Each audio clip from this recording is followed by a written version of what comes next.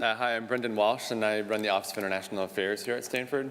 My background is as a researcher, but I also spent 5 years at the Department of State and have sent literally thousands of people abroad and brought thousands of people to the US. The reason why I get to do the response in a crisis is because that's one of the things my office does, is we coordinate the university's response plan. And the one thing I want you to think about, if you take one thing away from what I say today, is that when you're abroad, you're your own first responder. You know, things happen on campus. There are so many different layers of support systems that kick into action immediately. A lot of those layers are still going to kick into action while you're away. Student affairs is still going to be concerned about your safety. Your mentors, your academic, your professors are still going to worry about whether you can continue your program. But there are big differences when you're abroad. There's the issue of time. If you need to get if you're sick and you need to get to a hospital, again, you're your first responder. We don't have access to you when you're abroad the same way we do on campus. So that's why you have to be your own first responder. And information. We don't have access to information about you as quickly. Even Morgan was talking about a medical situation that she had when she was abroad. I actually helped respond to that, and it took us probably a good 3 days to figure out what was actually going on. And it wasn't just as trivial as the power had gone out and we couldn't communicate. We actually found out in the middle of that situation that power had gone out and the hospital couldn't send us test results, right? So, that's a really important thing that you have to think about. And what John talked about with planning is really key. You need to have a plan. And the health coverage issue is not trivial. If you're abroad and your health insurance doesn't cover international health services, the hospital may ask you for cash. That's a really big issue. So if you don't know whether you have health coverage, figure it out. And if you don't have it, find a way to get it. And if you can't afford it, talk to somebody on this panel and we'll figure it out for you. We'll find a way. Make sure you have your International SOS card. As John said, International SOS is not health insurance, it's your last resort. It's your last resort for a medevac. It's your last resort to get out of a country. It's your last resort to get to a safe place. Again, those critical moments when you need to respond, you are the first responder. The other thing I'll say is part of your plan, responding to a crisis, is make copies of everything. If you have an invitation letter from somebody you're doing research with, make sure you have copies of it in case you lose it. Make copies of your passport, make copies of your visas. Make copies of both sides of your credit cards if you're going to have a credit card for an emergency. I had a really experienced colleague from the State Department who always copied everything but never copied the back of their credit cards, and one time got their wallet stolen. And by the time they were able to get to a place where they could access the 800 number, all their credit cards have been maxed out.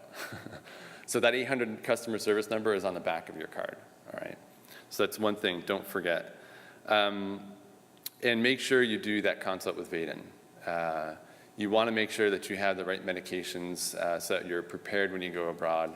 Not just for infectious diseases, but also if you're under the care of a doctor right now for any kind of condition, you want to make sure that you're consulting with those people before you go, because more than anything, we want you to succeed.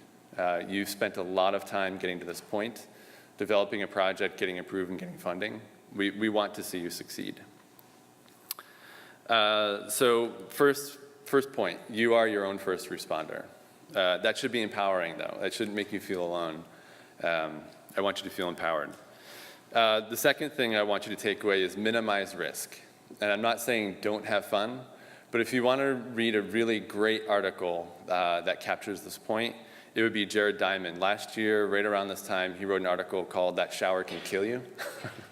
And he's 75 years old now, and he's writing from the perspective, as a person who's been out in the field, he said when he first went to New Guinea, thinking back on his childhood, he always pitched a tent when he went camping underneath like the tallest, nicest tree he could find. And when he first went to New Guinea, he started to put his bedroll down at his camp, and they were trying to pull him away from the tree. And he said, well, what's the problem? And they said, well, these are very tall trees with lots of dead branches in them, and they fall frequently. And if you sleep under a tree all the time, eventually one of those is going to fall on you. He said, I never really thought about that, but now as I'm getting older and I take more frequent showers, when you get older, people slip and fall in the showers, and that causes a lot of health complications. So read that article. I don't want it to go into all the things about minimizing risk, but there is sort of a cumulative effect of low-level risk. And I'm talking about things that you do on campus. If you like to go out and you like to have a night on the town, it's different when you're abroad. Your awareness of money, how many drinks you've bought, how much food you've bought. People are aware of these things when they're observing you. You are foreigners. So you have to be aware of that. Do you go running at the same time every day in places that might not be safe? It's safe on campus. Again, there's a whole network of people who are watching out for you, but you're on your own when you're abroad. So think about those kinds of things. When can I exercise? How should I dress? And talk to the people that you're working with. Find out what's acceptable. Find out what is safe. So this is another issue that comes up. The thing that we most frequently deal with abroad when people have a crisis, it's personal health is probably 90% of what we deal with. If you look at all the travelers around the world, aside from personal health, the next thing that causes the most distress to travelers is actually driving. It's traffic accidents. So I do not recommend driving abroad. Don't rent that motorcycle to drive over the hills to the beach or something like that. Renting cars, this has a huge liability potentially for you in country. There's this concept of no-fault insurance in other countries is not the same. The laws are different. If you cause an accident, if you hurt somebody, it can be very, very challenging situation for you and for us to deal with on this end as well. So if you can do it, find ways to have somebody drive you if you really need to get someplace and you can't take public transportation. My experience in most places I've been to and my colleagues' experience is that almost always somebody knows a driver that they trust, whether it be a taxi driver or a friend or a brother or something like that. Rely on your local contacts' information. And if it means that you have to pay a little bit extra to be safe to get back from a place at night, you have that number to call, or you've told them already where you want them to pick you up. Trust me, it will save you a lot of, it will lower your risk profile substantially. The other thing about minimizing risk is I would say, set up a communication plan. And there are three levels to the communication plan. There's an in-country communication plan. Who is going to be the person, who is your point of contact in that country? If you're going off into a place that you're not familiar with, you're going to some place that's really rural, and you're going to be doing interviews for a few days, you might want to say to somebody, hey, I'll text you when I'm leaving, I'll text you when I come back. If you haven't heard from me in 3 days, these are the people I want you to contact, or this is how I want you to try to reach out to me. That's a very important thing. You want to have people looking out for you wherever you are.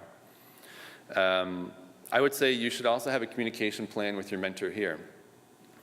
You may not have a lot of time abroad while you're doing your research.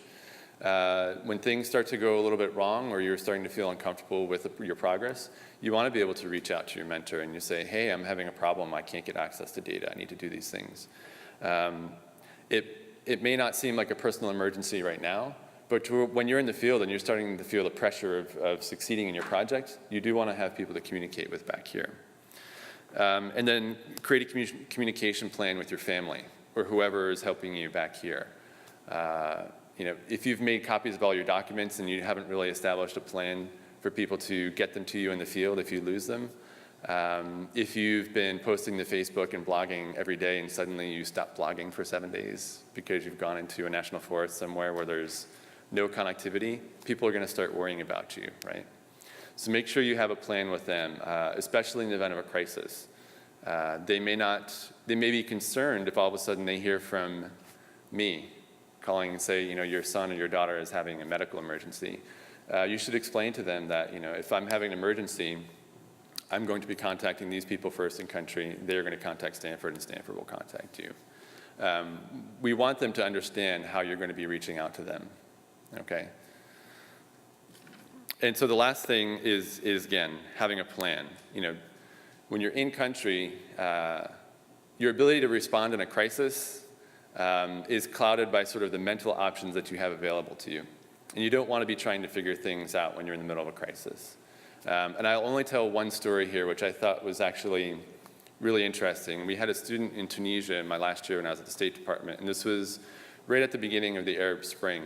And he had had a briefing with the regional security officer, and the regional security officer said, make sure you have enough cash on hand to get to the airport if you need to get a taxi. And make sure that you have another way out of your apartment. Make sure you have a little food and things like that. He said, because things are changing a little bit right now, and you want to be able to get out quickly. Well, when things started to change in Tunisia, the student woke up one morning and there was an angry crowd outside of his house.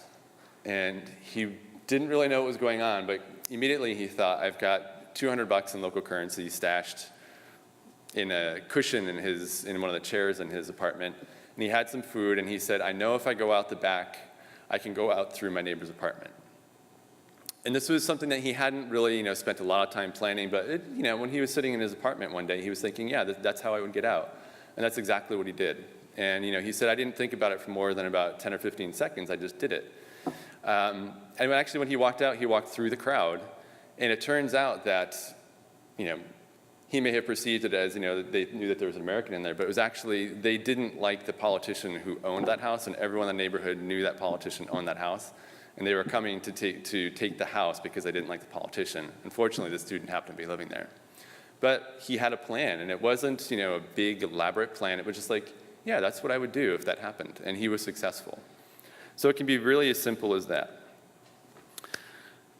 One last point, I guess we've all gone to 4 points. So find a way to protect your data, and find a way to protect whatever you're carrying to store your data. And this is part of having a plan. One of the students who spoke about being invited to go to a place he wasn't familiar with, a really expensive camera that had all of his film, everything that he recorded for the summer. Well, as part of your plan, you should think, well, does this fit into the sort of the situations that I've set up for myself? Do I want to carry this expensive camera to a place that I'm really not familiar with a bunch of people I'm not familiar with, and it has all of my summer's research on it? That's something you want to think carefully about. You might want to think, can I afford to buy a new one, or can I recover this data in any way?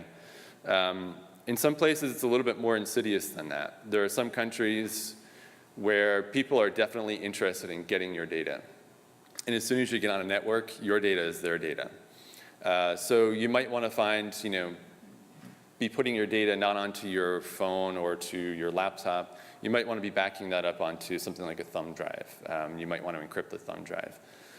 You should be aware of these things. You should look on the Information Security Office here. They also have a lot of advice on how to protect your laptops and how to protect this stuff. So when you come back, your data is not compromised and people aren't able to very easily get into your credit cards and your banking accounts and things like that. The last thing I'll say, if you don't need your wireless or your Bluetooth, shut it off. Because once your device is discoverable in a lot of other places where the networks aren't as secure, people are into your computers. Okay, so if you need it to connect, turn it on, but as soon as you're done, just turn it off. Along with that, very clever hackers have figured out, those USB charging stations in airports and public places like that. Well, they've actually figured out a way to transfer data just using your regular two-prong plug. So I wouldn't use any of those kiosks anywhere. If you can find a plug in an airport, a regular plug, use that. But don't use any of those public charging stations, because once you do that, you might as well just throw away your phone. Not to be dramatic. But so my 3 points, you are your own first responder. Just remember that. Minimize risk where you can. Read Jared Diamond's article, A Shower Could Kill You. Or That Shower Could Kill You, I think it's called. And the third one is have a plan. Think of the most likely scenarios and try to plan around those. All right, thanks. Any questions on that point? Yeah. Yeah, Stanford has an information security office, and they have some advice on things you can do to protect your data while you're traveling. Yeah. In some countries, you may actually want to think about having a thumb drive. You can actually do a hard boot from the thumb drive, and your computer can only access your operating system if you plug in that thumb drive.